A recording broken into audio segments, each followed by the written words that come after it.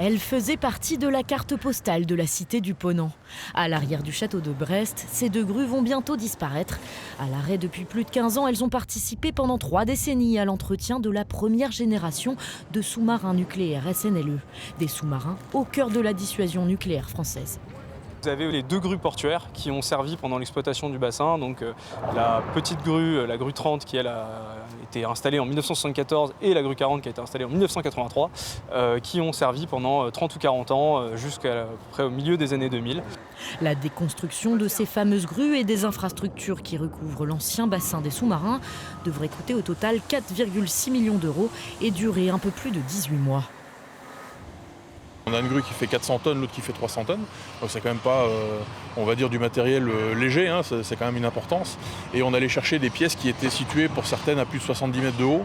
Et finalement pour déposer à peu près 700 tonnes de matériaux. Donc voilà, ce sont des choses qui se préparent et qui nécessitent voilà, de la réflexion et de la préparation. Mais cette démolition colossale n'est qu'une étape.